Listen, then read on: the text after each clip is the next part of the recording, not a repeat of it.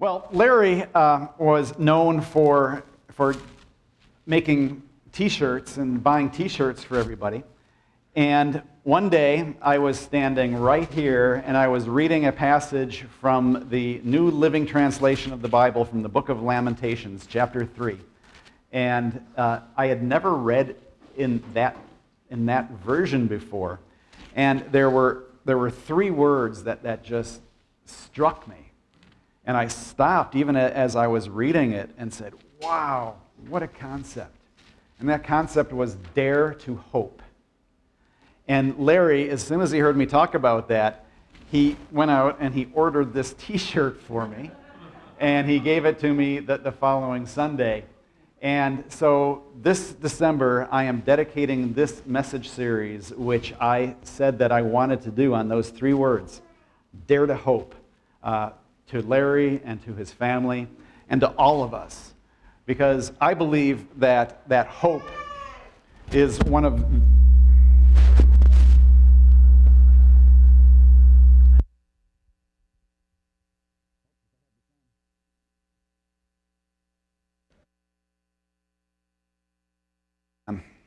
It's on back there. Okay.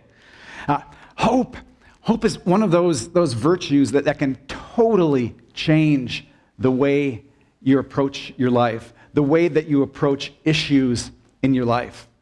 Because you can park yourself in a corner and just give up, or you can live with hope.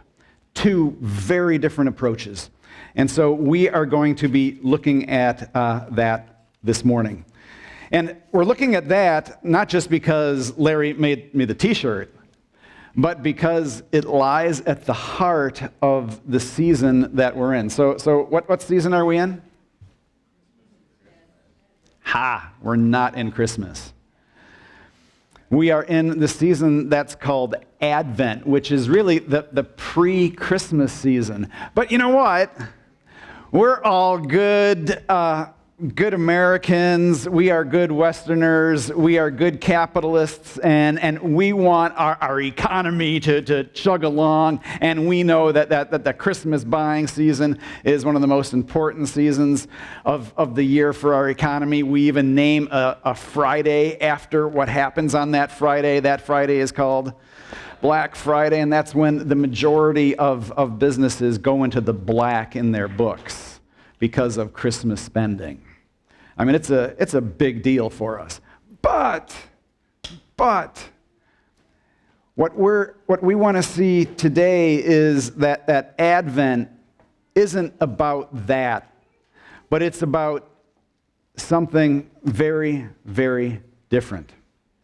We celebrate Advent by lighting candles, one each week, beginning 4 Sundays before Christmas.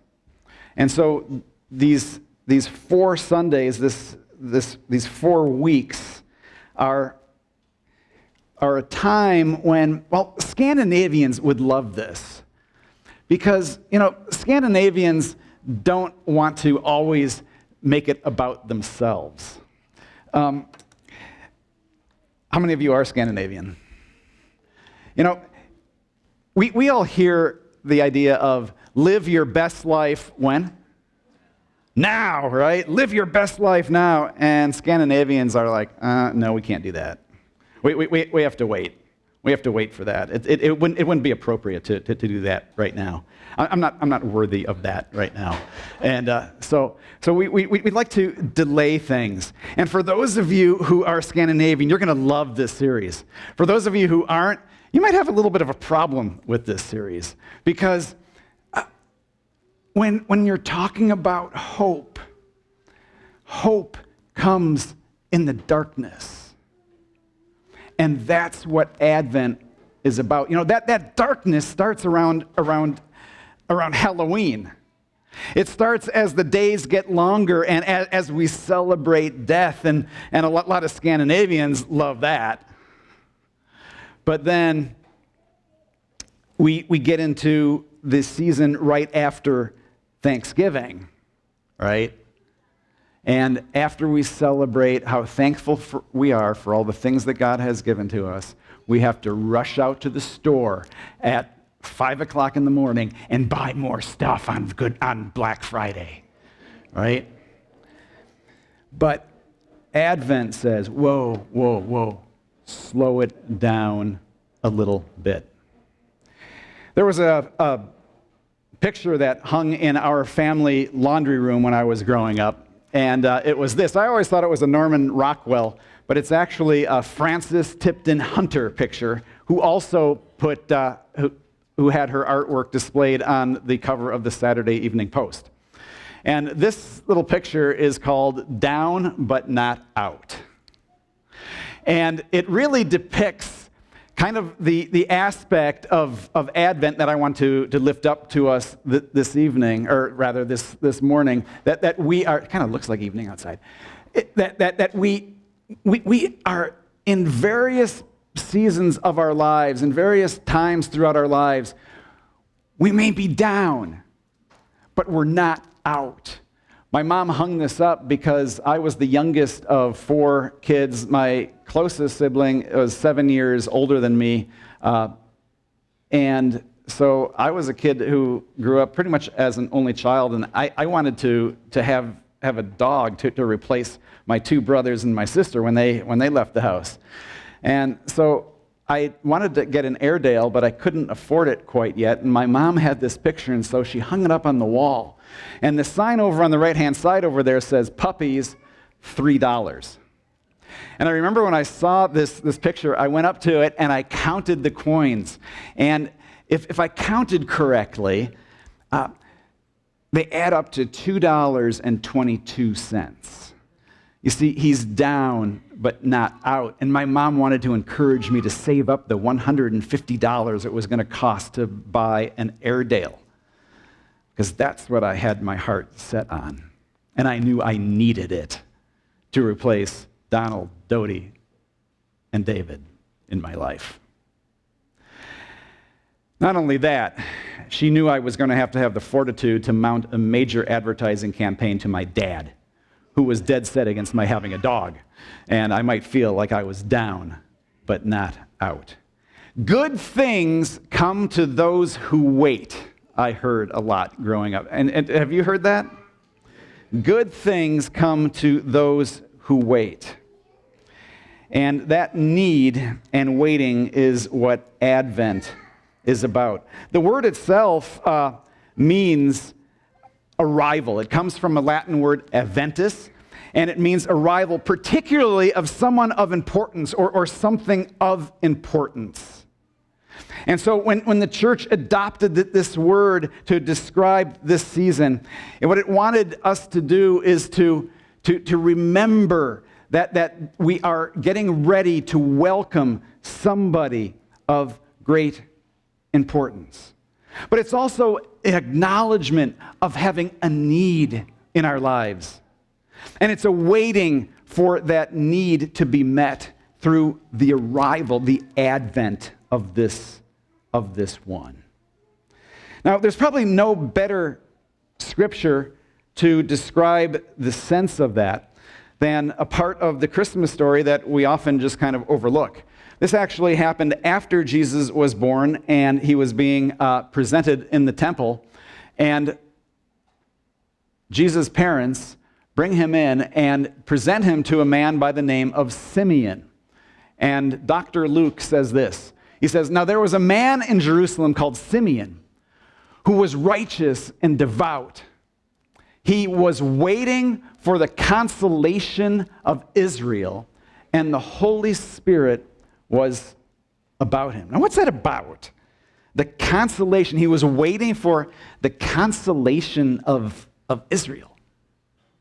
What's that? The word consolation just means to be comforted. He was waiting for Israel to be comforted. Well, comforted from what? You see, the Christmas story, we miss it. We miss this aspect of it so often because the Bible was written for us, but not to us. And so we're not living in the same situation as they were. But they were looking for relief. What were they wanting to be comforted about?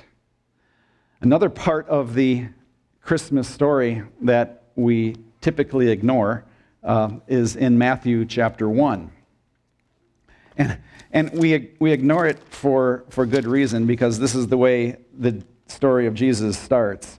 And it says this: Abraham was the father of Isaac, Isaac was the father of Jacob, Jacob was the father, it's one of those. And we say, okay, we can go down. Oh, okay, that finishes over here. I'll pick it up right here. And this is how Jesus the Messiah was born. That's what I'm looking for, okay? That's what I'm looking for in the story. But what we miss is this little verse.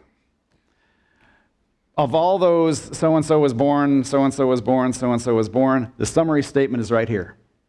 All those listed above include 14 generations from Abraham to David, 14 from David to the Babylonian exile, and 14 from the Babylonian exile to the Messiah. Now, what in the world is that about? I mean, why does it say a bunch of names, Abraham, David, and Jesus, but right in the middle, it talks about this thing called the Babylonian exile. And the reason it's lifted up is because this thing shaped who these people were. And they know exactly what is being discussed here. You see, because there was something that happened on a level that far exceeded what we're seeing right now in what I am tending to refer to as the unholy land.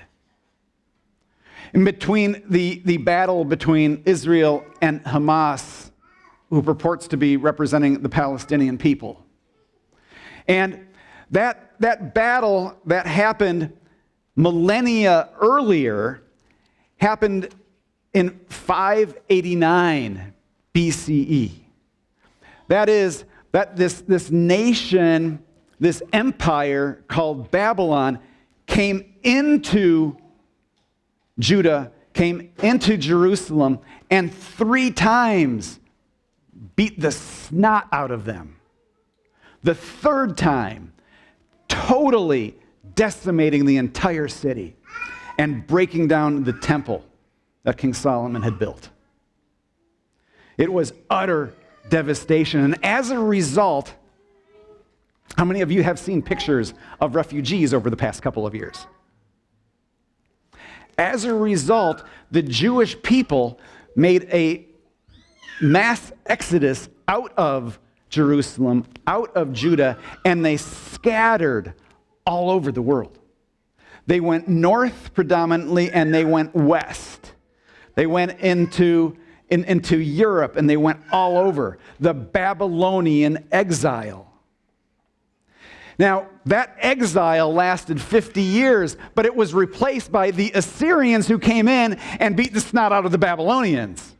Who got the snot beat out of, the Assyrians got the snot beat out of them by the Romans. And the Jewish people who remained were subject to all of this. You've seen pictures. Would you like to be living in the Ukraine?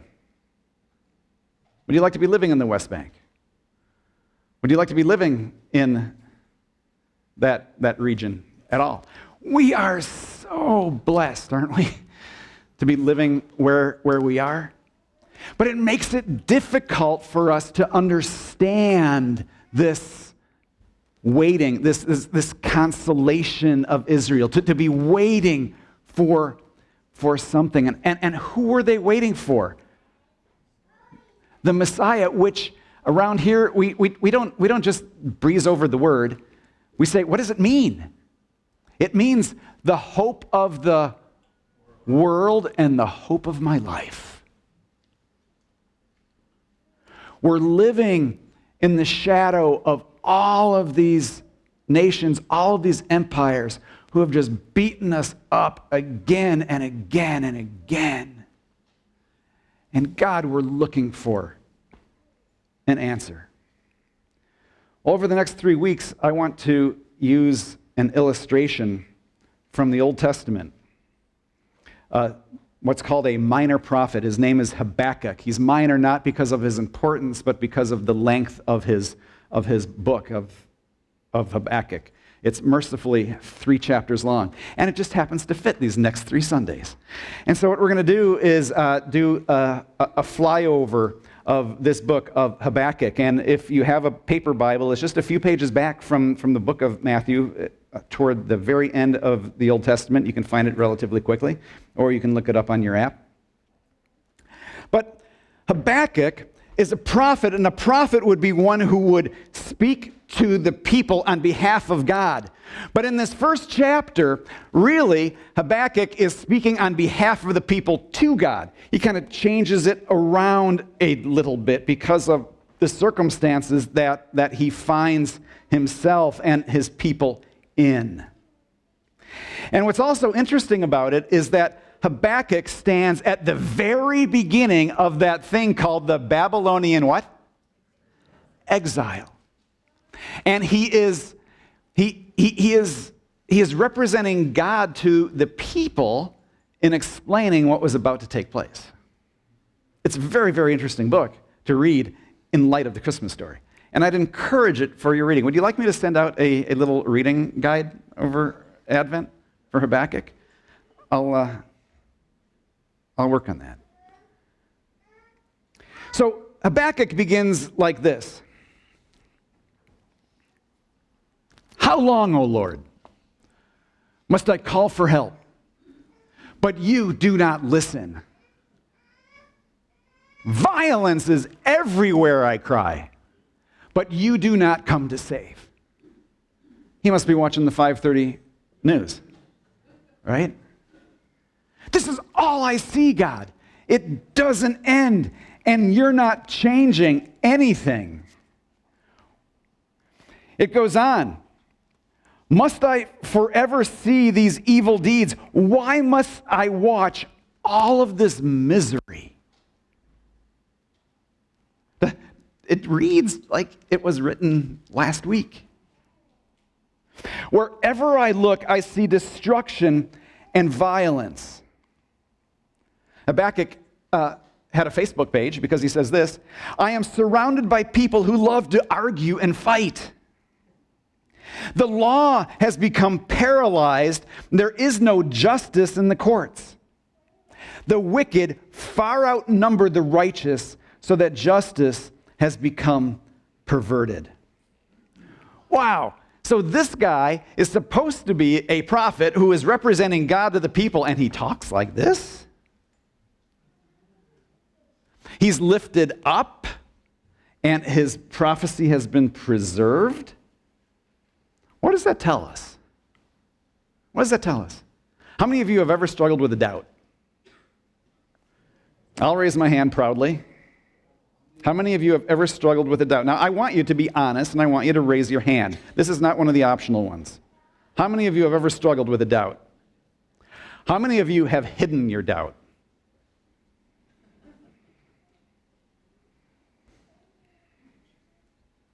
Habakkuk, by example, shows us that it is okay to express your doubts.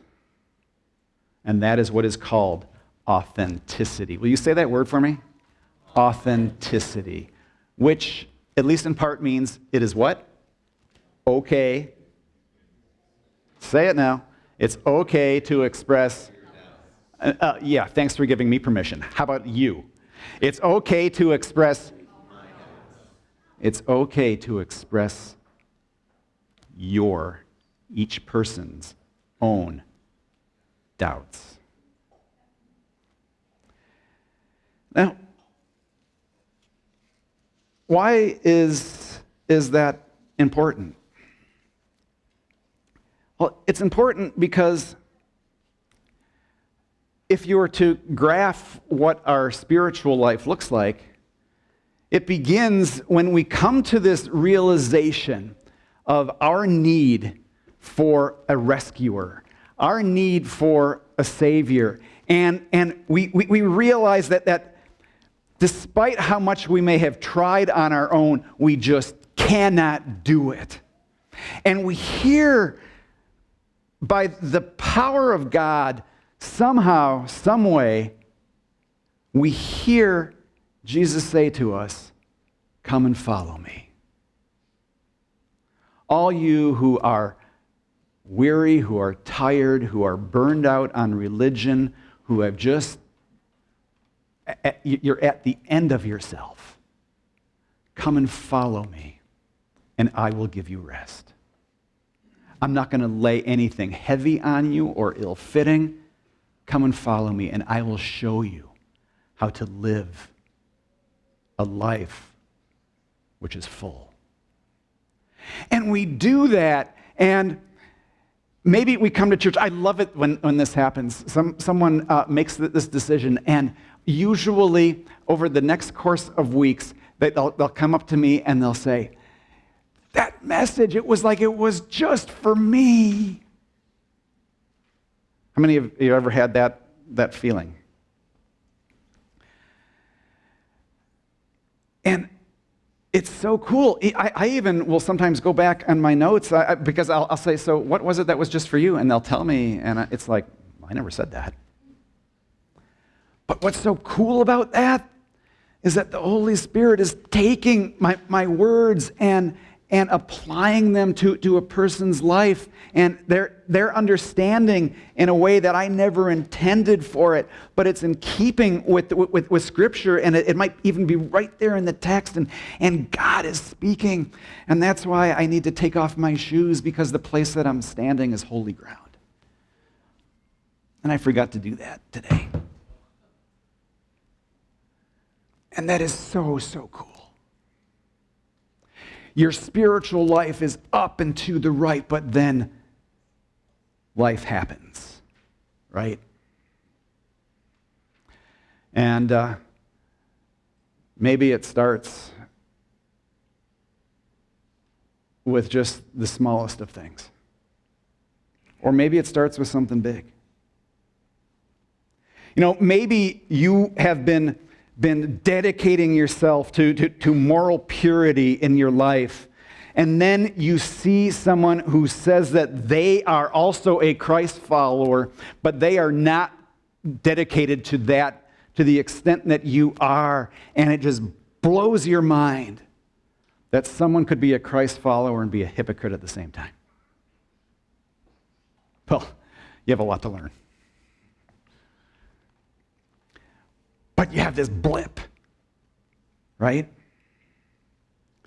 Or maybe it's something much, much more personal. Maybe you're in a position like some of us have been in this room who you couldn't conceive a child. And then as you're struggling, trying to figure out, does God really love me? I don't understand. Come to me, all you who are weary and heavy laden. God, all we want is a baby. And we've been trying. And you hit that spot. And then you hear somebody who says, "Man, I can't stand my kids." And it just blows your mind. Or maybe you've been faithfully cultivating a spiritual discipline in your life because you've heard that reading God's Word on a regular basis and talking with God is an important thing, and you've been doing that. Or maybe you've been engaged in different spiritual disciplines like fasting, or maybe you have been experimenting with giving not just some, but you've been like, "You know what? I don't need this money. I'm just going to write a check." And then you're just swamped by something. God, I thought you said that you would give me abundant living, but this depression that just continues to hang over me is so debilitating. This anxiety which comes, and it can come just in the middle of the night, or it can come when I'm driving, or when my boss looks at me with that blank stare. God, what is going on?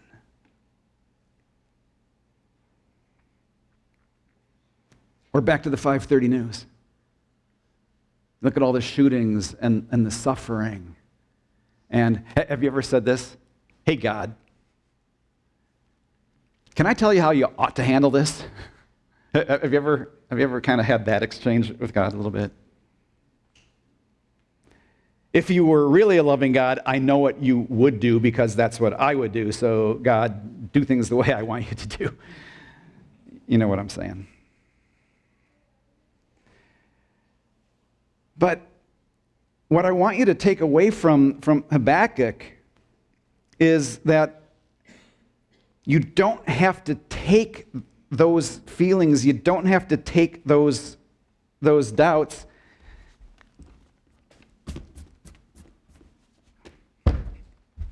and sweep them under that proverbial rug, but that you can express them. Don't deny your doubts, but let your doubts drive you to God. Now, we're only in chapter 1 of Habakkuk, and we're going to see this progression. We're not going to see how this all plays out today. But it's so important that you do this. Because if you don't, what happens is what Harry Blackaby called the crisis of faith. That is, you start to go down, and the progress that you've made starts to be undone. And as you see that happening, have you ever been there in your life?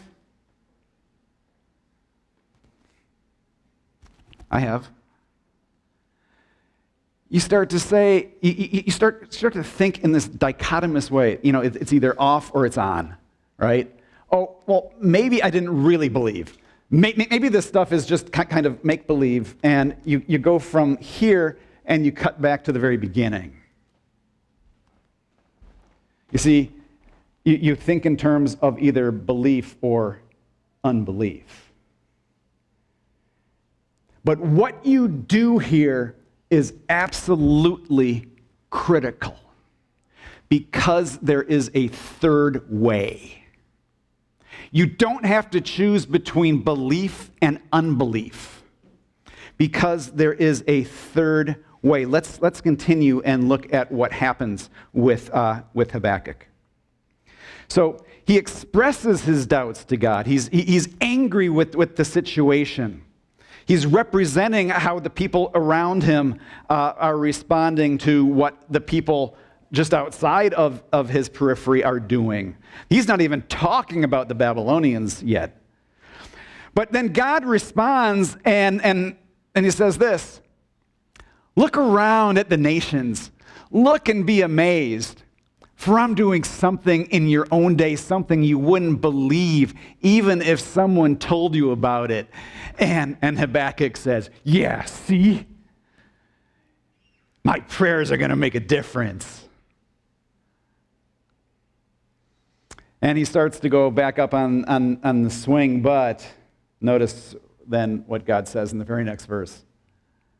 I am raising up the Babylonians, a cruel and violent people. Wait, what?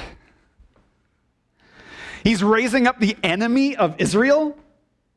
God, what's that about? God continues, they will march across the world and conquer other lands. They are notorious for their cruelty, and they do whatever they like. So if Habakkuk was there, and if he was having a crisis of faith, he now realizes that whatever he does is critical. And that, let us see. Have you ever thought of God in these terms? Do you ever wrestle with God like this? Oh, there's a nice word. Because that's the third way. You see, it's not, do I believe or do I not believe, but once I believe, am I willing to wrestle with God? It's really interesting. There was a man in the Old Testament. You know what his name was? He was renamed. He got a new name, and he was called the Wrestler. You know who that was? His name was Jacob. And God said, after wrestling, it's a really weird story. What is it? Genesis 36, I think it is. It's this weird story where Jacob is wrestling with this dude all night long. And he's like, who are you? And it doesn't quite say who he is, but in the end, it turns out that it's God. And God turns to him and says, because you have wrestled with me, I am changing your name from Jacob to, guess what the name is? Israel, which means he wrestles with God. There is a third way, and it's represented right here. And I want you to see what this wrestling is, because on the one hand, what Habakkuk is going to do is he's going to embrace God in faith. And then on the other hand, he's going to express his concern. He's going to express his doubts. He's going to express that he's just ticked off. Look at this. Oh Lord, my God, my Holy One, you who are eternal. What is that? That's an expression of faith, right? He's embracing God in faith. Surely you don't plan to wipe us out. What's that? He's starting to, as David Michael would call it, wrestle. He's wrestling with God. Surely you don't plan to wipe us out. Look at the next phrase. O Lord, our rock. What's that? He's acknowledging the lordship of God in his life. He's acknowledging that he is the rock upon which he can stand and upon which he can base his life. This is an expression of faith. But then immediately he says, you sent these Babylonians to correct us, to punish us for our many sins. Again, that's an expression of faith. But you are pure and cannot stand the sight of evil. Will you wink at their treachery? Do you see this? Faith, faith, faith, faith. And then, are you just going to ignore their treachery? Should you be silent when the wicked swallow up people more righteous than they? Are we only fish to be caught and killed? Shoot us in the pond, why don't you, God? You see, there is this third way in which you wrestle, something that's also known as hope.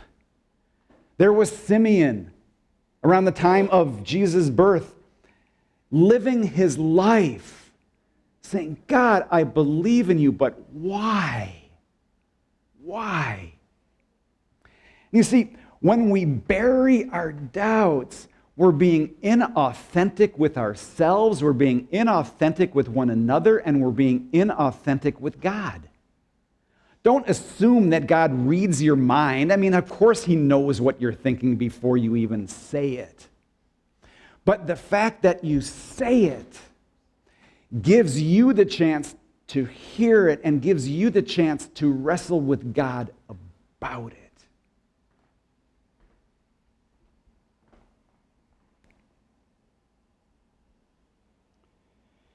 You can both wrestle with honest questions and embrace a genuine faith in God.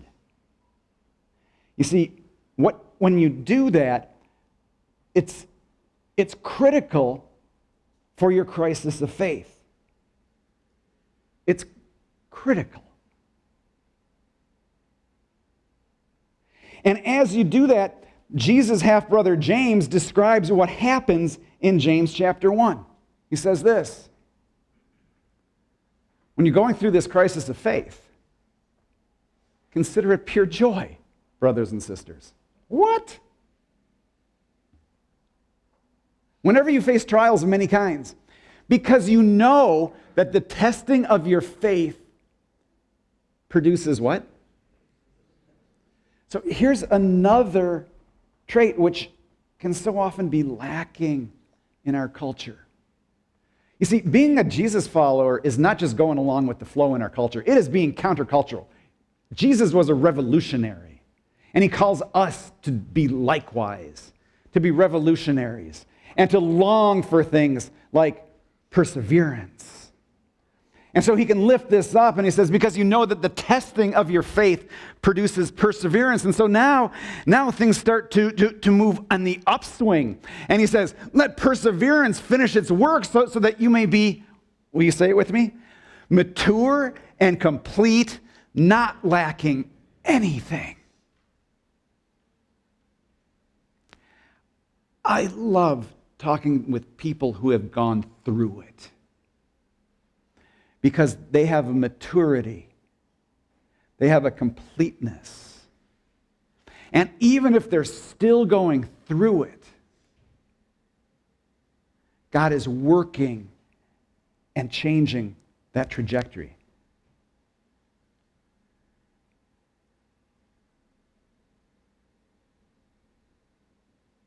That's one of the reasons I'm standing here today.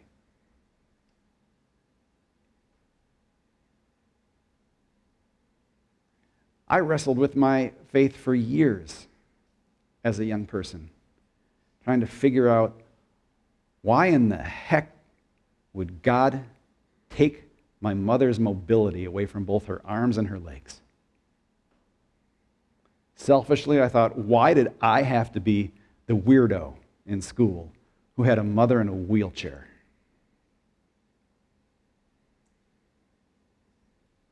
You know what that's like? When you're an adolescent? I know what it was like for me. And then when we asked my parents to come and live with us so that we could help my dad take care of my mom, and for a reason I can't wait to hear when I have the chance to talk with Jesus face to face about this.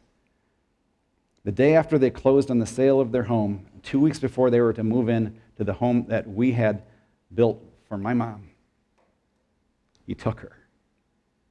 Totally unexpectedly. Why, God? And because of that journey, the initial journey got me here. But the rest of that journey continues to work this in my life. I can't tell you how to handle necessarily your journey. But I can tell you this, that wrestling, that is maintaining hope through this process of trusting and questioning and trusting, back and forth, shapes you. You can both wrestle with honest questions and embrace a genuine faith in God. You can dare to hope. What's the alternative? The alternative is to let your infirmity, to let your circumstance, to let whatever might be happening take you out of the game. And that's not an alternative. But so many people opt for that. And I don't mean taking one's own life. I mean just, okay, I guess this is my cross to bear. We saw a few weeks ago how that's a misappropriation of that whole phrase. But this is my cross to bear, so I guess I'm just going to have to do it, and this is my lot in life, so count me out. Bullshit!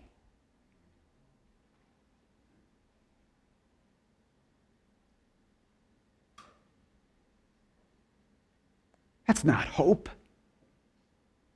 That's not what God enables us to do. He wants us to hang on.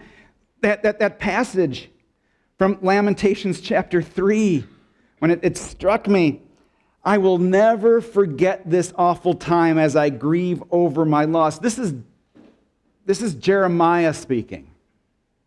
And Jeremiah was one of the prophets also with Habakkuk, who was living right in this time.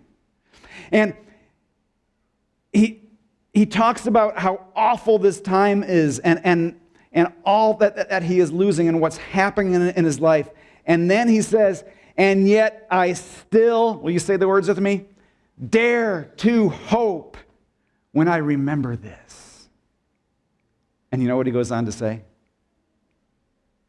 I'm not going to finish this whole thing for you. You're going to have to go to Lamentations chapter 3, but I'll give you a hint. He begins, his big idea is, I remember how great is your faithfulness. See, this is why it's important for us to tell our stories to each other. To see how one another, how we've gotten through things together. Because when we start to share those stories and when we hear those stories and we hear how God has worked, then we can say, wow, that hasn't happened to me yet, but I'm looking forward to it. And I will hang on. And this is what I love about the Jews. Millennia after millennia, they have held on. When other civilizations have just washed away. Do you ever hear anyone identify themselves as a Roman? Hi, I'm a Roman. You ever hear that? How about, hey, I'm a Babylonian. You ever hear that? I'm an Assyrian. Three of the greatest cultures in the world. You don't hear any of that. What do you hear? You hear Jews say, hey, I'm Jewish. Is that because they've dared to hope? And you see, as Christ followers, we stand in that tradition. We stand in that light because God has saved us and He's filled us with hope. So whatever you're going through, whatever's happening, I want to invite you back for the rest of this series, and I want to encourage you to dare to hope. Would you pray with me? Lord God, I thank you for your word. I thank you for Habakkuk, who could have written these words for what our world is going through right now, much less 2,500 years ago, 600 years ago. And God, I pray that your Holy Spirit would call these words back to mind for us throughout the week as we endure various things, as we examine our lives, and as your Holy Spirit brings things to light that maybe we've not been authentic with ourselves about, or with you, or with our friends. God, build compassion and understanding amongst us as a people that we would long to hear the struggles of one another, that we might be able to encourage and to stand just shoulder to shoulder with whatever struggles somebody might be having, so that together we can dare to hope. And God, for anyone who has never heard stuff like this before, God, maybe today was the first time they've realized that you are a God who actually does care, that you are a God who brings things into our lives to build us and to strengthen us and to draw us to you. And God, maybe for the first time someone has heard Jesus' call to come and follow. Come and follow me. And I just want to urge you, if you've heard that in your heart, in your mind today, that you don't just ignore it, but that you begin that journey. And I'd love to hear about that. You can simply say these words, God, I cannot do this life on my own. But God, I sense your call. I hear Jesus' voice saying to me, come and follow me. And I want to do that today. I want to begin that journey with you. And I pray that in Jesus' name. Amen. And if you've said something similar to that, you have begun a new journey in your life. I want to send us now from this place to be the church, a church that sows seeds of hope in our world. And thanks again for your attention to God's Word.